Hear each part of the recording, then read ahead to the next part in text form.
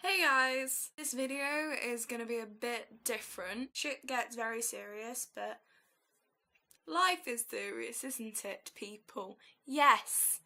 Music! That is the subject of today's video, and you're probably thinking, it's a big subject. But music is such a massive part of my life, and it is me. It is a part of who I am. This is probably going to be one of the most cliche things said ever, but music really did save my life. I'm going to tell you about it. This is a really difficult thing for me to talk about because I've only ever really told about 3 people. I'm sharing it with the internet now because I'm ready, and I'm ready if, in case any other people are out there who are feeling like I did. No, you're not alone. At the age of 10, someone I was very close to died completely out the blue. He was quite young. He was in like his 20s, 30s. Was my best friend at the time's dad. So I was very, very close to him. After he died, my best friend at the time kind of treated me a bit differently, and whether that was because he was growing up and it's not cool to have a girl as a best friend, or he was getting, puberty involved, I don't know. I'll never know. But that caused me to feel really lost and just like I didn't belong at the age of 10, which it just didn't seem right for a 10-year-old to feel that way. But one thing that I knew would make me happier in myself was watching favourite band on Top of the Pops Reloaded, or watching other interviews with them, or listening to their CD, and that band was McFly. From that early age, I had connection with a band I'd never met. Knew that I kind of owed them for me staying relatively normal and sane. I felt like they were my best friends in the whole entire world. That's like basically half my life already. I've been dedicated to bands. If any of them end up watching this, know that you are special people. I was 14. Going through this horrible, depressive and suicidal stage of my life. I have no clue why. Nothing particularly was wrong, but I felt worthless and like I didn't belong again, but it was different from when I was 10. It was a lot stronger, and I felt so uncomfortable in my skin. I had this horrible sense of not belonging. To a point of I didn't think I belonged to be on the planet. Why did I deserve to be here? I still don't think I'm anything special. I would be sitting in class and I would look around the room and think of how I could kill myself with different objects.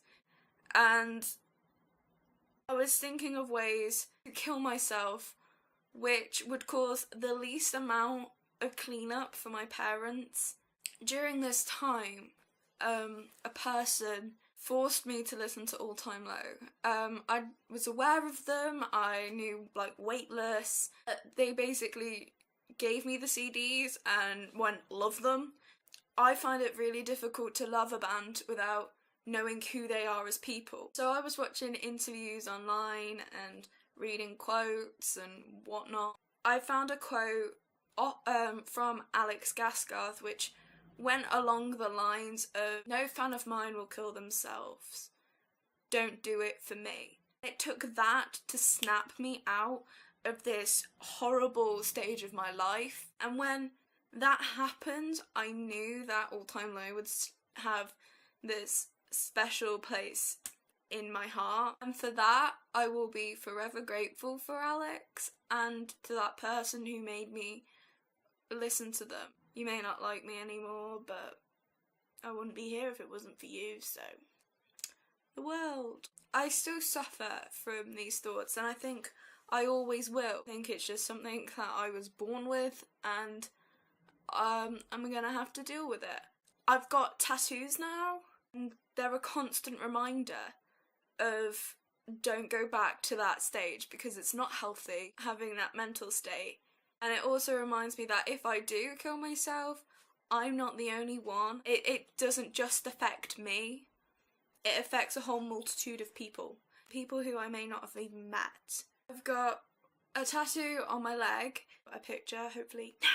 Got Somewhere in Neverland, an all-time low release, Somewhere in Neverland. Peter Pan is my favourite character, and the name Alex a little bit. Love Peter Pan, I've always loved Peter Pan. This sleevey thing, 4 different lyrics.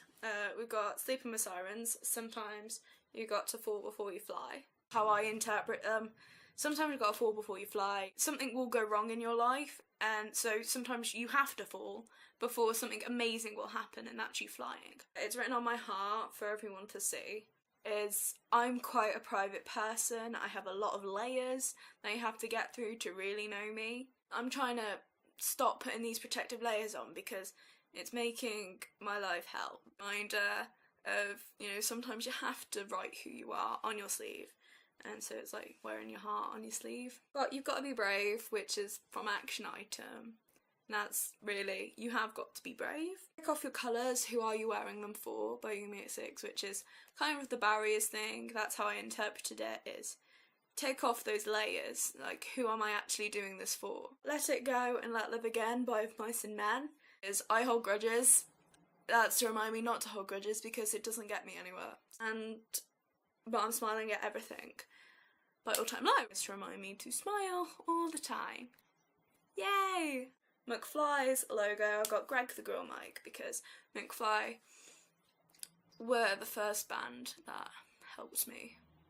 The reason I shared this story with you, if you ever need to talk, I am here for you. You can ask me on Twitter, on Tumblr, even here if you want to. People do care about your life and you can get through this. Never got professional help for any of my things. Always relied on me pulling through. Maybe I should have got professional help, but I thought it was stupid what I was feeling. I felt like nobody would know how I felt, nobody would understand. And I know there's people out there that do feel the same as I did. There is a light at the end of the tunnel and I'm here. Yeah, thanks for watching. It's a bit of a hard hitting topic. Bye bye little boy. You hate me. Mr. Please. Say bye, Patch. Bye. Bye. Bye.